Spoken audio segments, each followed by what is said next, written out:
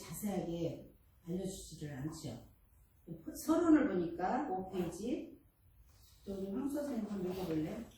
구약 연구에는 구약개론, 정경론, 사분학 등 비판적 연구와 구약사, 신구약 전반사 등 역사적 연구와 구약 본문을 해석하는 주석적 연구와 구약 신학 등 신학적 연구가 있다. 네, 구약을 보면은 이런 구약 개론, 정경론, 또 사본학 등 비판적 연구하고 구약사, 신구약 중간사 등 이런 것이 있는 그 신학적 연구가 있어요. 그래서 구약 총론은 또 뭔지 한번 읽어주세요.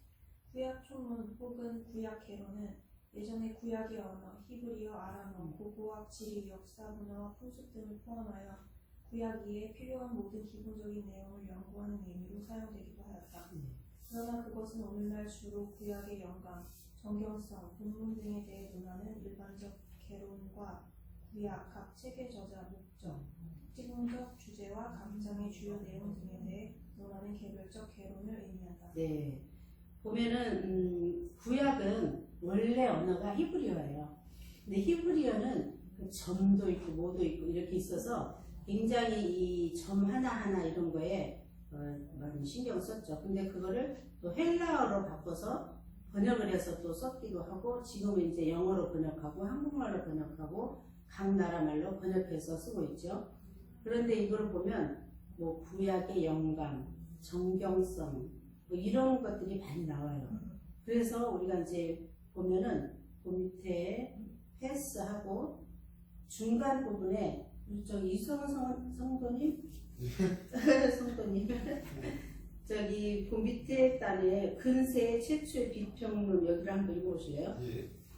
근세 최초의 비평적 구약 개론을 쓴 사람은 18세기 말 아이히혼이다. 그는 현대 구약 개론의 아버지라고 불린다. 그는 구약 정경, 본문 및 각 책의 기원과 발전 등을 다루었다. 네, 이분은 그 구약 개론을 처음 쓴 분이 이분이에요. 그래서 현대 구약 개론의 아버지라고 부를 정도로 이런 구약 개론을 쓰신 분이에요. 그래서 그거를 이제 우리가 꼭 필요는 아니지만 대충 그렇게 넘어가겠습니다.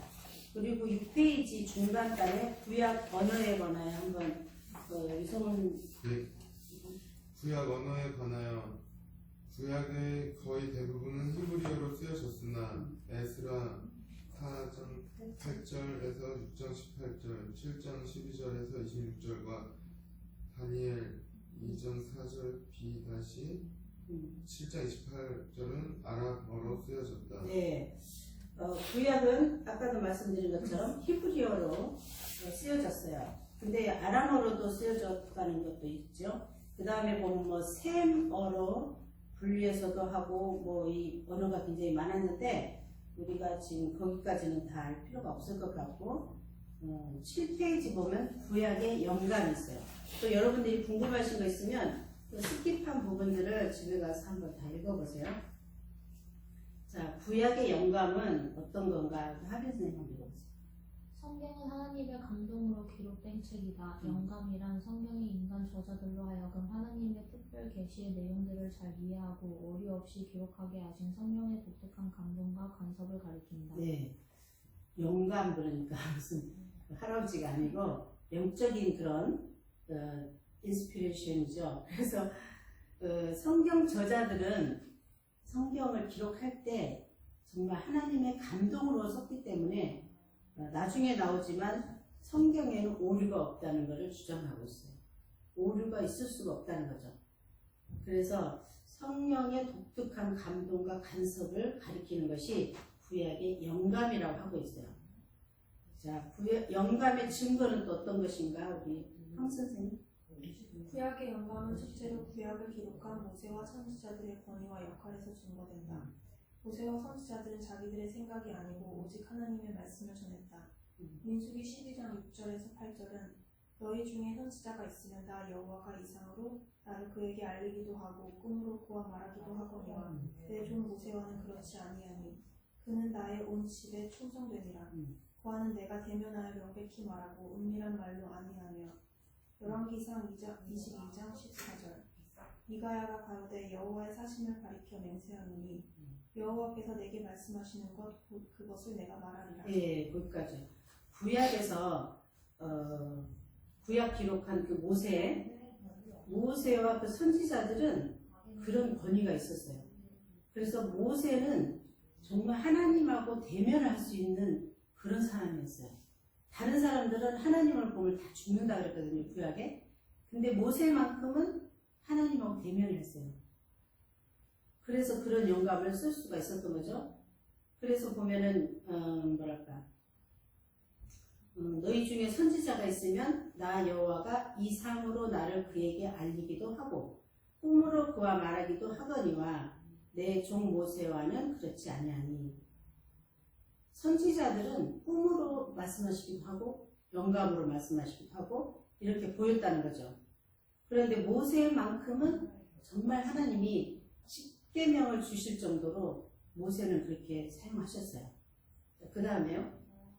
또 하나님께서는 그들에게 성경을 기록하라고 명령하셨거나 성경을 기록하도록 섭리하였다. 출애굽기 34장 27절 여호와께서 모세에게 이르시되 너는 이 말들을 기록하라.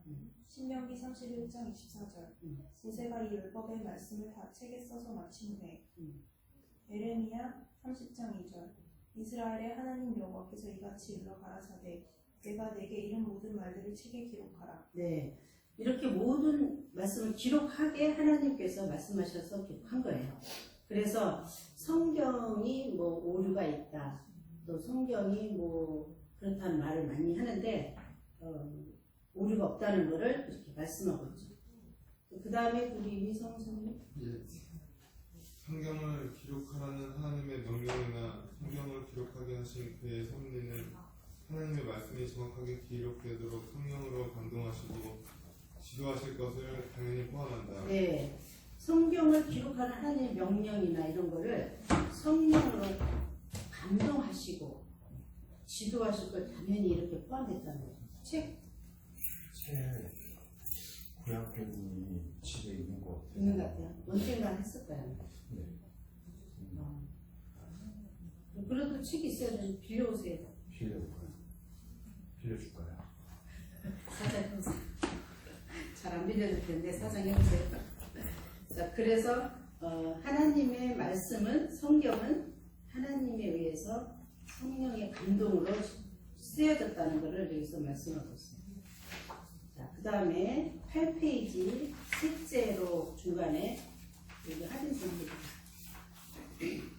셋째로 주의 사도들도 구약의 영감성을 증거하였다. 디모데후서 3장 16절 모든 성경은 하나님의 감동으로 된 것으로 교훈과 책망과 바르게 함과 의로 교육하기에 유익하니 하나님의 감동으로 된 데오프뉴스토스이라는 원어는 하나님께서 숨을 내쉬는 이라는 뜻으로 성경의 영감, 심적 기원 및 심적 권위를 본다. 베드로후서 1장 21절 예언은 언제든지 사람의 뜻으로 낸 것이 아니요 오직 성령의 감동하심을 입은 사람들이 하나님께 받아 말한 것임이니라. 마태는 10장 78장 2절을 인용하면서 선지자의 말씀이라고 증거하였다.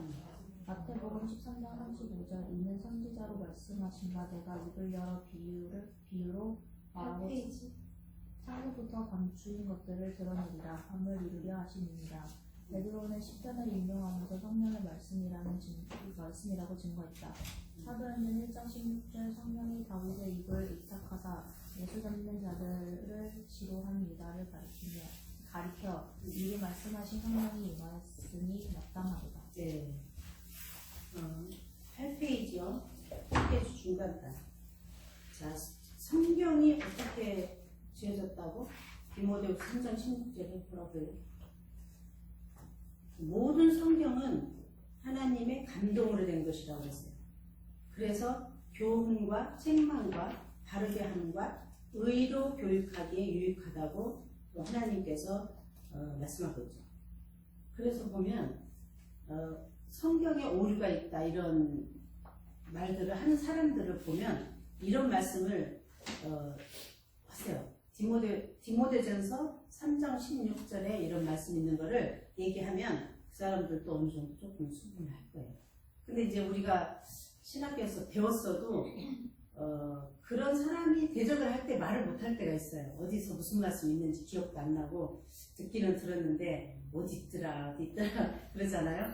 근데 이게 책으로 이렇게 해놓은 게 참 중요한 게 이런 구절을 여러분들이 이제 뭐 표시를 해놓든지 메모를 해놓든지 해서 그런 대적하는 사람이 있으면 이렇게 말씀을 해주세요. 그래서 성경은 오류가 없다는 것. 구약 영감이라는 그런 말씀을 여기서 이제 이 다 증거물로 이렇게 하고 있죠. 그래서 구약의 영감성을 증거했다고 그랬어요.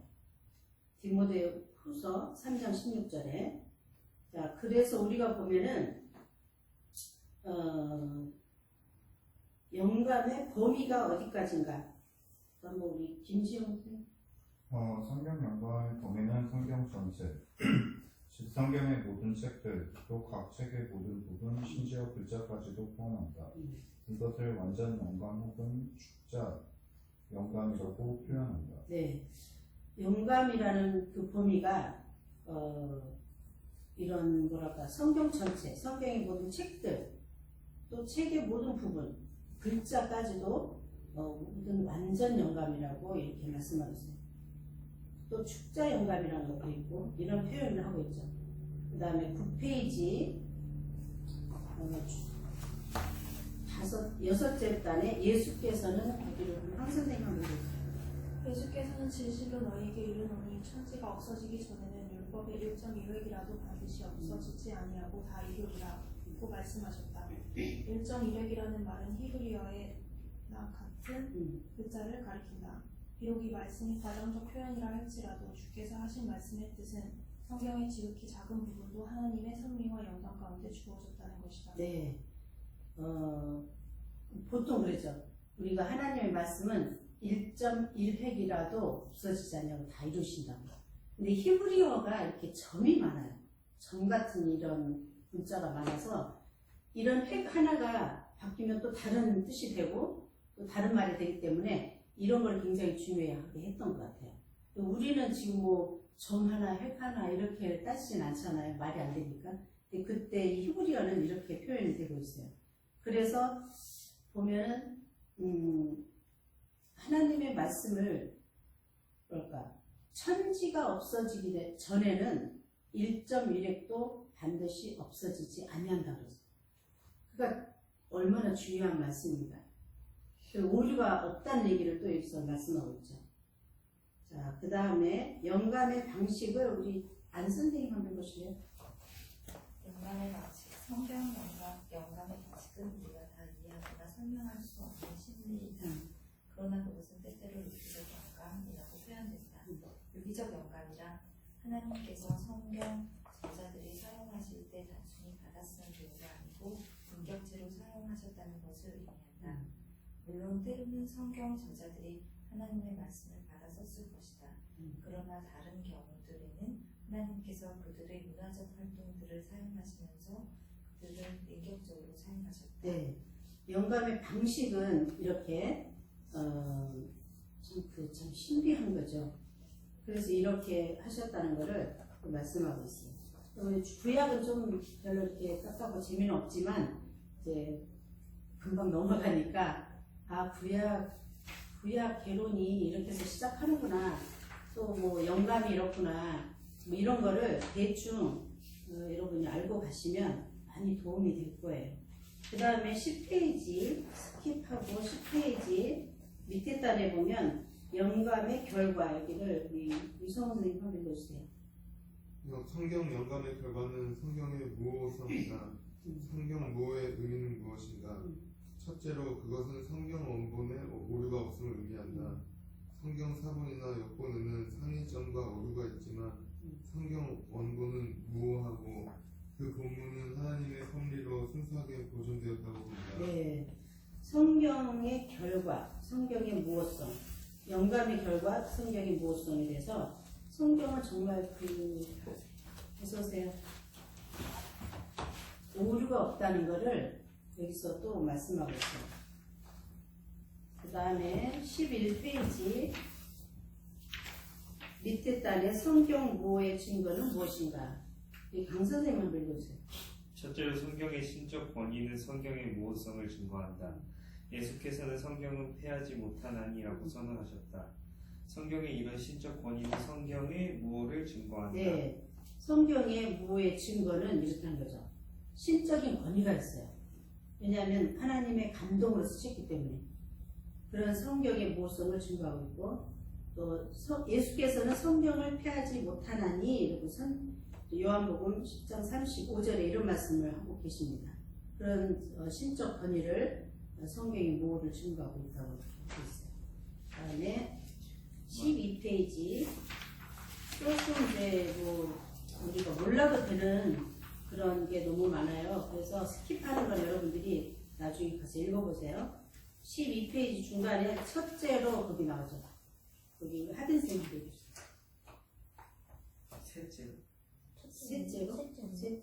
셋째로 성경의 독특한 목적은 성경의 무호성을 증거한다. 성경의 목적은 한마디로 죄인의 구원이다. 구원은 칭의와 성화를 포함한다. 구원은 진리와 비진리, 의와 불의, 생명과 죽음, 천국과 지옥을 나누는 일이며 이 세상에서 가장 숭고하고 중대한 일이다. 하나님께서는 이 목적을 위해 성경을 주셨다. 시편 19장 7절 8절 여호와의 율법은 완전하여 영혼을 소성케 하고 여호와의 증거는 확실하여 부둔한 자로 지혜롭게 하며 여호와의 교훈은 정직하여 마음을 기쁘게 하고 여호와의 계명을 순결하여 눈을 밝게 하도다. 바울은 성경의 죄인으로 하여금 구원에 이르는 지혜가 있게 하며 교훈과 책망과 바르게 함과 의로 교육하기에 유익하다고 증거했다. 네, 거기까지요. 자, 성경의 모성을 증거하면서 성경의 목적은 뭘까요? 성경의 목적 한마디로 죄인을 구원하는 것. 다 나와 있는데 나 쳐다보지 마. 다 알려주실 거 아니에요? 그래서 구원이라는 뭐랄까 정말 크리스마스 계절에 우리가 처음에 지금 했는데 크리스마스 타임이잖아요. 예수님이 오신 거에 대해서 정말 감사하고 잊지 말고 감사하자는 그런 걸 했는데 우리가 정말 성경을 기록한 거는 예수님에 대해서 다 기록한 거잖아요. 구약, 신약 다. 그래서 죄인을 구원하는 것이 성경의 목적이잖아요. 그래서 우리가 구원은 칭의와 성화를 포함한다고 했어요. 또 구원은 진리와 비진리, 의와 불의, 또 생명과 죽음, 천국과 지옥을 나누는 일이라고 했어요. 또 어떻게 나누는 게 정확하죠? 의와 진리, 또 의와 불의, 진리와 비진리. 왜냐하면 선과 악을 이렇게 구분하는 것이 성경이에요. 또 죄와 죄를 구분할 수 있는 것. 이게 성경이 답이잖아요. 성경이 없으면 내가 정말 죄인인지 의인인지 알 수가 없어요. 그래서 모든 우리 생활 모든 것도 성경 안에 답이 다 있어요. 그래서 우리는 성경을 꼭 읽어야 되고 성경을 알아야 돼요. 그래서 보면은 내가 생명, 죽음, 생명은 정말 살 수 있는 거, 죽는 거는 사망이잖아요. 근데 성경이 없으면 내가 정말 생명이 있는지, 내가 정말 죽을 사람인지 모르는 거예요. 죽는 건 사망인데 내가 정말 사망을 살았는지 아닌지 이것도 알 수가 없어요. 근데 성경에 다 그 답을 놓고 있어요. 그래서 성경이 굉장히 중요하다는 거죠. 근데 성경의 목적을 우리가 알면 성경을 정말 읽어야 되겠다. 성경을 알아야 되겠다. 성경대로 살아야 되겠다는 것을 알 수가 있죠. 또 바울도 그래요. 성경이 죄인으로 하여금 구원에 이르는 지혜가 있게 하고, 우리가 죄인이 지혜를 얻으면 의인이 될 수가 있잖아요. 우리가 지혜가 없어서 죄인이 되는 거예요. 몰라서. 그래서 알면, 내가 정말 이렇게 죄라는 거 알면 안 할 수 있잖아요. 그래서 의인으로 할 수 있다는 거예요. 그리고 교훈과 책망과 바르게 함과 의로 교육하기 유익하다는 그런 증거를 디모데 후서 3장 15절 16절에서 이런 말씀을 하고 있어요. 자, 그 다음에 좀 지루하니까 스킵할 거예요. 14페이지 구약의 정경, 아까 정경 뭐 여러 가지 나왔죠? 구약의 정경이라는 것도 뭔가 여러분이 또 알아야 될 거예요. 정경을 우리 안 선생님이 배우실래요? 하박국, 스바냐, 학계, 스가랴, 말라기. 14페이지? 네, 구약의 정경. 네. 하나님의 특별 계시의 기록인 성경은 구약 39권, 신약 27권입니다. 이 66권의 책을 정경이라고 부른다. 정경이라는 말은 성경이 성도들을 믿음과 생각을 즉 잣대라는 뜻이다. 네. 정경이 뭐라 그러죠? 믿음과 생각. 잣대. 정경이라는 거. 성경의 정경은 그러니까 잣대가 뭐예요? 자는 반듯하죠. 딱 반듯하게 질 수 있는 게 자고 반듯하게 그을 수 있는 게 자죠. 잣대.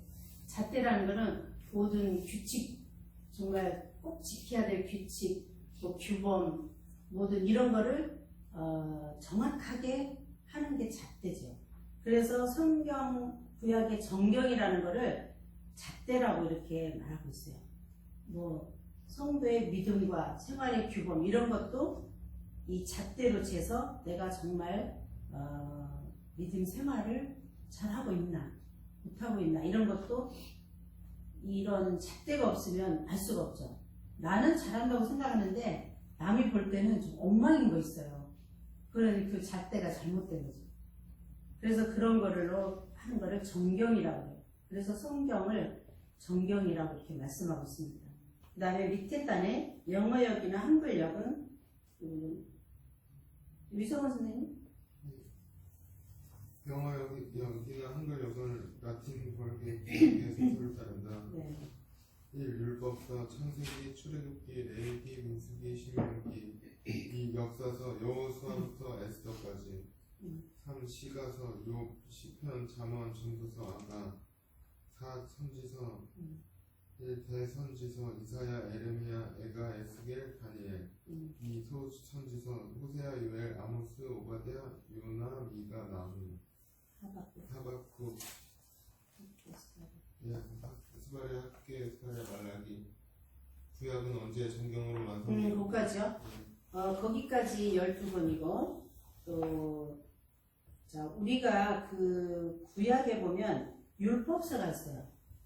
그 율법이 없으면 우리가 죄를 알 수가 없어요. 그래서 죄를 알 수 있게 하는 게 율법인데 율법서가 창세기, 출애굽기, 레위기, 민수기, 신명기 5권이 율법서예요. 근데 여러분이 읽기가 좀 이렇게 딱딱한 게 이런 율법서라는 것 때문이고, 그 다음에 역사서는 역사를 주로 하는 거, 여호수아, 에스더까지 12권이 역사서예요. 그 역사서를 읽어보면 좀 재미있을 거예요. 그 다음에 시가서는 시를 중심으로 해서 하는 욥기, 시편, 잠언, 전도서, 아가 이 5권이 시가서인데 이거 읽으면 굉장히 재밌어요. 시적인 그런 문학 무슨 소설처럼 참 재밌어요. 그래서 시가서를 읽어보면 우리한테 굉장히 굉장히 도움이 되고 또 지혜를 얻을 수 있는 그런 시가서죠. 그 다음에 선지서는 대선지서와 소선지서가 있는데 대선지서는 그 유명한 선지자들 그분들이 쓰신 게 대선지서예요. 그래서 그 이사야, 에레미야, 에가, 에스겔, 다니엘 이 5권을 대선지서라고 해요. 이분들 굉장히 유명한 선지자들이잖아요. 그 다음에 소선지자들 그분들은 호세아, 요엘, 아모스, 오바댜, 요나, 미가, 나훔, 하박국, 스바냐, 학계, 스가랴, 말라기 이 12권을 소선지서라고 해요. 이 선지자들이 이렇게 막 유명하게 하지 않는 이런 분들 그분들이 12권 그분들에서 구약이 전부 다 해서 39권으로 되어 있어요. 자, 그리고 그 다음에 구약은 하빈 선생님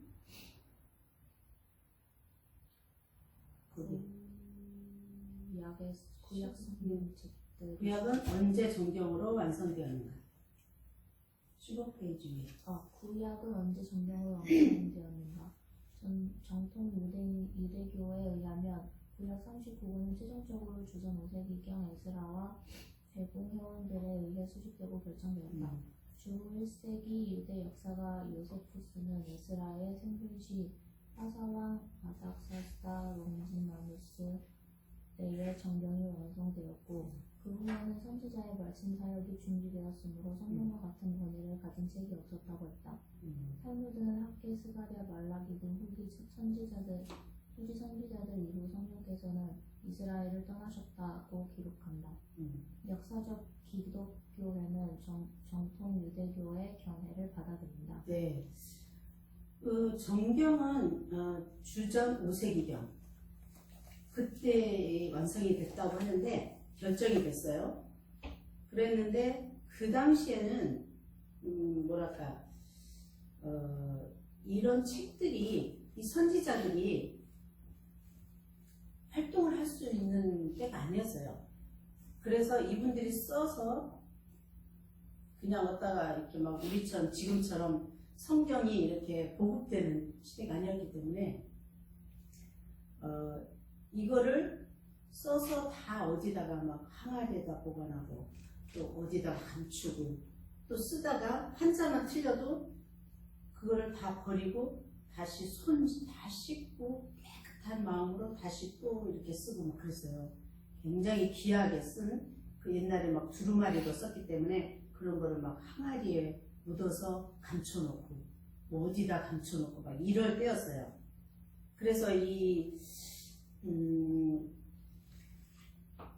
이런 선지자들이 쓰는 책들이 굉장히 중요한데 5세기에 에스라와 대공원들에 의해서 수집되고 결정이 되었어요. 그러니까 다 지금 뭐 어디에 감춰놨고 숨겨놨던 것들 이런 것들을 했고 또 주 1세기 유대 역사가 요세푸스 역사가 그 역사가라는 사람의 이름이 요세푸스잖아요. 그래서 그 사람 때에 정경이 완성이 된 거죠.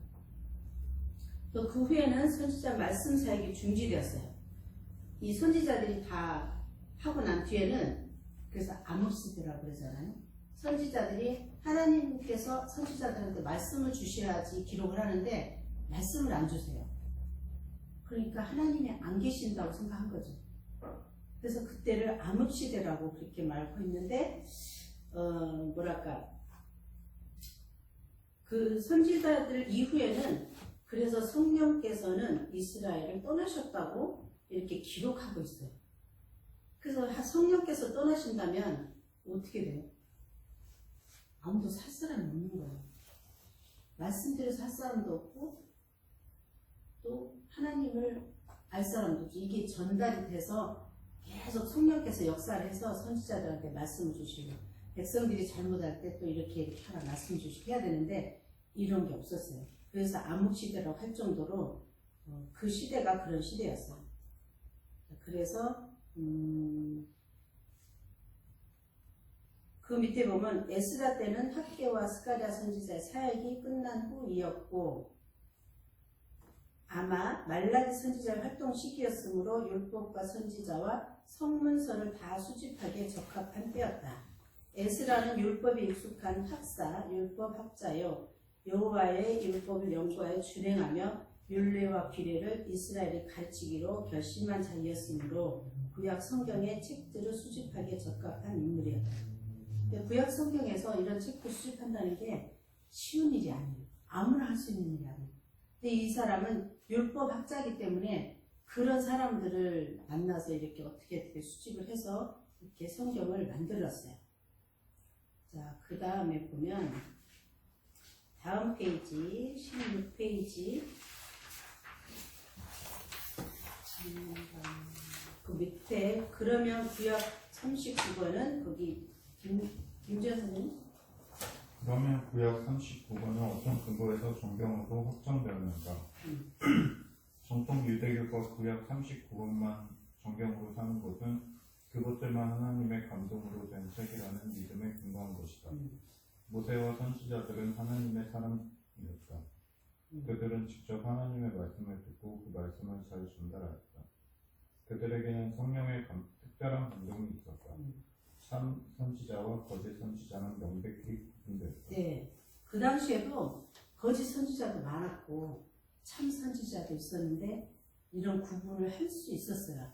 그래서 선지자라고 막 쓴 사람들도 있는데 다른 거는 하나님의 진짜 감동으로 이렇게 정경으로 쓸 수가 없어서 39권만 정경으로 해서 구약 39권을 만든 거죠. 그 다음에 외경이라는 거 있어요. 밑에 단에 구약 39권 외에 여기 황수아 선생님 구약 39권 외에 외경이라고 불리우는 13권 가량의 책들이 있다. 그것들은 토비트, 유디, 에스더, 지에서, 솔로몬의 지에서, 집에서, 에클레시아스티커스, 시락의 아들 예수의 지에서, 바룩과 예레미야의 편지, 다니엘의 부록, 아자리아의 기도와 새 아이들의 노래, 수산나, 벨과 요한, 마카비 1서, 마카비 2서, 에스드라 1서, 문하세의 기도입니다.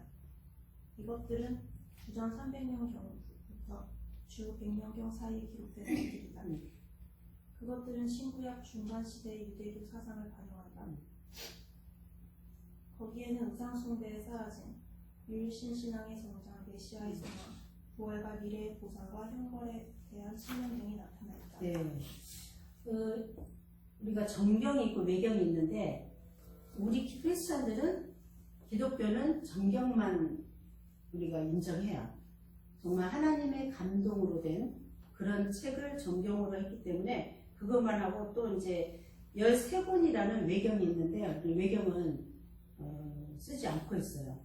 근데 이 사람들도 다 이렇게 하나님의 말씀을 받아서 썼다고 하고 했지만 정경으로 인정을 못 받았어요. 그래서 우리는 이걸 안 쓰고 있죠. 근데 궁금한 거 있어요. 응? 이 외경도 성경 안에 있어요? 없어요. 그러니까 빠진 거예요? 그렇죠. 빠진 외에 13권이라는 게 있는데 이것도 쓰는 데가 있어요. 근데 우리 기독교는 이거 인정을 안 하는 거죠. 근데 이것도 읽어보면 또 다 비슷하게 그렇게 되지만 정경으로 인정을 못 받았어요. 그래서 우리는 정경으로 인정한 39권만 구약으로 쓰고 있죠. 그 다음에 17페이지 위에 우리 안 선생님 한번 보실래요? 구약의 외경들은 구약의 외경들은 헬라어 72년이나 제롬의 라틴어 월드구약, 또 루터의 독일어 성경이나 소리 영어 성경들, 제네바 성경, KJV 성경 등이 포함되어 있다. 천주교회는 1546년 트렌트 회의에서 구약의 에스드라 1, 2서와 문하세의 기도를 제외한 모든 외경을 정경에 포함시켰고 제외된 3권도 불어으로 두었다.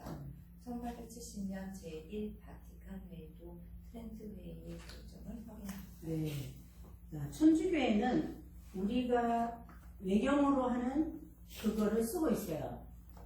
그래서 정경으로 인정받지 못한 그런 외경을 천주교에서 쓰고 있죠. 천주교는 성경책이 더 두꺼워요? 아니면 따로 이렇게 갖고 다니는 거예요? 똑같진 않다고 그래요. 그래서 이 외경이 들어가 있기 때문에 우리하고 다르죠. 좀. 근데 옛날에는 뭐랄까 그래서 성경이 보급이 안 됐어요. 천주교회는. 천주교회는 없죠. 아니 외경으로 우리가 인정하지 않은 외경도 들어있죠? 들어있죠, 우리. 이런 외경들이 들어있어요? 저는 되게 그 생소한데. 생소해요? 네, 이름들이 똑같이 들어와 있지 않았어요. 똑같진 않고. 근데 이제 어쨌든 한번 영상 갔다 와봐요. 응? 영상 한번 영탐 안 가도 됩니다. 다 이 신학자들이 다 연구해서 해놓기 때문에. 그런데 갑자기 이제 천주교에 있으니까 말이 딱 바뀌었어. 지금 말을 다 해줘야 되는데. 그래서 천주교는 이제 외경을 많이 그어서 쓰고 있고, 그래서 에스라 1, 2서 이거 있어요? 문하세 기도 뭐 이런 거? 문하세 기도는 들어본 것 같은데 에스드라는 안 들어봤어요. 안 들어봤어요? 근데 성경은 읽어봤어요? 많이 읽어요? 항상 지금은 주기적으로 있지 않은데 예전에는 읽고 쓰게 어렸을 때 시키셔가지고 아, 그럼 거기는 우리는 구약 39번인데 거기는 몇 번이에요? 잘 모르겠어요. 신약은 잘 어떻게 모를까? 그러니까 보면은 천주교에는 이 성경이 많이 보급이 안 돼 있고 많이 이 성경 공부를 안 했어요. 그럴 만한 그 역사적인 사건들이 많이 있었어요. 성경을 보급해버리면 그렇게 할 수가 없어, 정치를. 그랬는데 지금은 이제 많이 알고 있어서 그렇게 안 하는 걸 알고 있어요. 그래서 이제 신학교에서 공부를 뭐 다 공부하잖아요. 기독교, 불교, 천주교, 이슬람 공부 말고 다 공부를 하기 때문에 천주교에 대해서 공부를 우리가 해요. 신학교에서는. 앞으로 우리 한번 할까요? 근데 그렇게 안 해도 이렇게 비교를 해서 해주면 대충은 알 것 같아요. 그래서 저희는 기독교 먼저 마스터하고 그래야지 좀 이렇게 비교가 되죠. 자, 어쨌든 외경을 천주교에서는 쓰고 있다는 거. 이게 바티칸 회의에서 이거를 결정했다고 하니까 이제 성도들은 몰라도 그런 그렇죠. 자, 그래서 개신교회는 누가 그다음에 누가 해주죠? 강선생님 읽어주시죠. 개신교회는 구약 외경을 영감된 성경으로 간주하지 않는다. 웨스트민스터 신앙고백은 1장 3절은 신앙고백 1장 3절은 보통 외경이라 불리는 책들은 하나님의 영감에서 나온 것이 아니므로 성경의 정경의 한 부분이 아니다. 그러므로 하나님의 교회에서 아무 권위도 갖지 못하며 다른 인간적 글들보다 다른 것으로 인정되거나 사용될 것이 아니다라고 한다. 네. 그래서 이 외경은 이렇게 우리가 그렇다는 거죠. 자, 하나님의 교회에서 아무 권위도 갖지 못한다고 이렇게 말하고 있어요. 권위가. 그런데 우리 천주교에서는 그거를 권위 있게 쓰고 있는 거죠. 그래서 다른 인간적 글들보다 다른 것으로 인정되거나 사용될 것이 아니다 라고 하고 있습니다. 자, 그 다음 페이지 18페이지 중간단의 2번 여기 유성원 선생님. 예수 그리스도와 사도들은 정통 유대교의 정경을 받아들였다. 그러므로 예수께서는 유대인의 성경을 하나님의 말씀으로 권위 있게 여기며 인용하셨다. 바울은 유대인에게 하나님의 말씀이 맡겨졌다고 말하고 모든 성경은 하나님의 감동으로 되었다고 했다. 예수님과 사도들은 구약 성경으로부터 많은 구절을 인용했으나 외경으로부터는 아무 구절도 인용하지 않았다. 네. 그 예수님과 사도들도 정경을 정통 유대교의 정경으로 받아들였어요. 저 궁금한 거 있어요. 네. 우리 마지막에 비디오 봤잖아요. 네. 거기서 예수님이 교회에서 뭐 읽으셨잖아요. 그 성경이에요? 두루마리 성경. 두루마리. 네. 그거는 그러면은 그 옛날에 우리가 보는 성경이랑 틀린 거죠. 성경하고 같아요. 그때 이사야 말씀을 읽었다고 알고 있는데 그럼 그냥 옛날에는 이런 책이 나올 수가 없었어요. 왜냐면 다 박해를 받았기 때문에 두루마리로 써서 아까 얘기했죠. 항아리에 보관하고 또 어디에 감추고 이게 왜냐면 이거를 드러내고 할 수가 없는 시대이기 때문에 그 양도 엄청 네, 엄청 많았죠. 그래서 한 장만 틀려도 그 다 버린대요. 쓰다가 한 장만 버려도 다 버리고 다시 손 씻고 깨끗한 마음으로 다시 쓰고 이렇게 해서 보관해서 그걸 찾아서 성경이 된 거예요. 책이. 그래서 굉장히 어렵게 만든 거기 때문에 그때는 엄청 귀하고 그거를 쓰는 분들이 정말 하나님의 감동으로 쓰지 않으면 쓸 수 없잖아요. 근데 그 당시에 그 생각도 다르고 사고도 다르고 이런 분들이 또 언어도 다른 사람들이 썼기 때문에 조금씩은 언어의 차이가 있다고는 해요. 그래도 오류는 없다고 그러죠. 근데 혹시 이제 뭐 영어 잘하는 사람은 영어를 쓸 거고 한국말 잘하는 사람은 한국말을 쓸 거고 한데 좀 표현력은 조금 있을 거예요. 그거 들었어요. 옮겨 적다가 하나님인가 예수님 이름 이렇게 있을 때마다 샤워하거든요. 그랬다고. 친구도 그런 얘기 들었던 것 같아요. 뒤에 가면 또 그런 거 나와요. 자, 그 다음에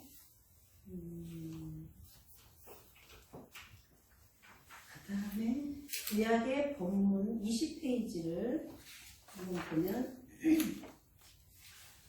그 구약에 또 이렇게 뭐 본문이라는 게 또 많이 있어요. 또 모르는 미드라시, 뭐 호세프타, 탈무드. 근데 이 탈무드 같은 거 들어보셨죠? 근데 이런 무슨 학파들이 많이 있었어요. 근데 뭐 다 우리가 알 필요는 없을 것 같고, 미드라시, 토세프타, 탈무드 요건 한번 읽어볼까요? 누가 하빈슨? 20페이지? 두 번째 거요. 예, 두 번째. 서기관들을 좀 더 세분하면 주전 3세기까지는 수페림, 주전 1세기까지는 주고트, 그 후는 탄나임이라고 부른다. 이 세 무리의 교훈이 미드라시, 토세프타, 탈무드 등을 포함한다.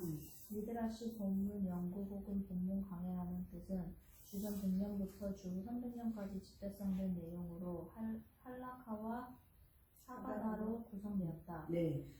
미드라시라는 이런 책이 있는데, 저도 이제 1권부터 12권까지인가 그 책이 소설처럼 이렇게 돼 있어요. 굉장히 재밌게 그 소설 그런 것처럼 되는데 굉장히 재밌게 해놨어요. 그래서 그리고 어떤 분이 사줘서 가끔 이렇게 참고를 해보면 참 재밌어요. 그래서 그거를 나중에 한번 보여드릴게요. 그런 미드라시라는 거, 또 토세프타, 탈무드는 여러분들 많이 들어봤죠? 탈무드 책도 많이 나와요. 근데 그런 또 이제 구약의 본문으로 쓰고 있다는 거죠.